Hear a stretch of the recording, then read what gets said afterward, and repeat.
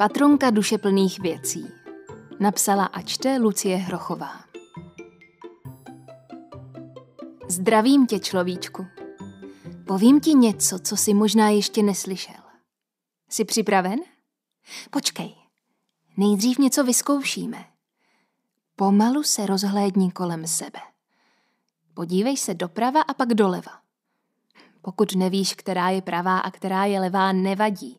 Podívej se prostě na jednu stranu a pak na druhou. Podívej se taky za sebe, nad sebe a pod sebe. Máš to všechno pořádně očíhnuté? Tak mi pověz, co jsi viděl. A nebo počkej, zkusím hádat. Viděl jsi spoustu věcí, mám pravdu, človíčku? Určitě těch věcí bylo víc, než máš prstů na rukou i na nohou dohromady. Zkusme ještě něco. Podívej se z okna. Pokud zrovna nebydlíš někde na samotě, tak asi vidíš z okna domy nebo jiné budovy. A co myslíš, že je za jejich zdmi a okny? Ano, také spousta věcí. Takových vesniček, vesnic, měst nebo velkoměst plných domů nebo jiných budov jsou na zemi miliony. A nyní, v roce 2023, ve kterém se odehrává náš příběh, v nich žije, a teď se podrž, přibližně 8 miliard lidí.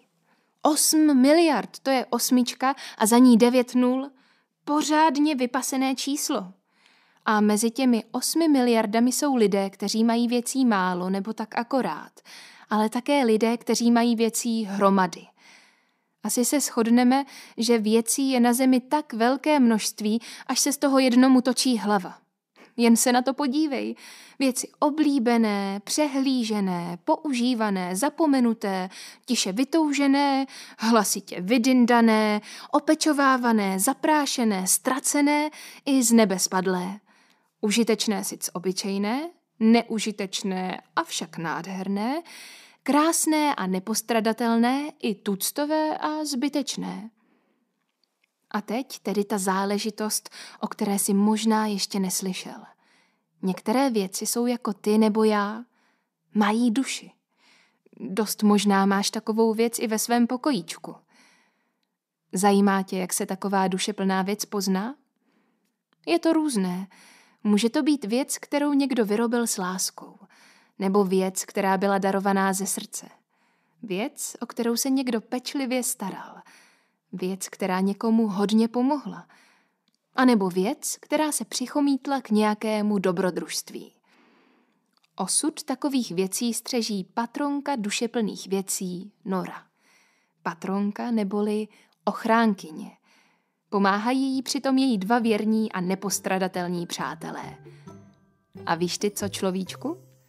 Pojďme se podívat, co dělají právě teď. Tak tohle byla první kapitola audioknihy pro děti Patronka dušeplných věcí. Na webu knihybudoucnosti.cz si můžete pořídit celou audioknihu. Odkaz najdete v popisku videa. Co na první kapitolu říkáte? Zkusíte se ponořit do celého příběhu? Dejte mi vědět do komentářů.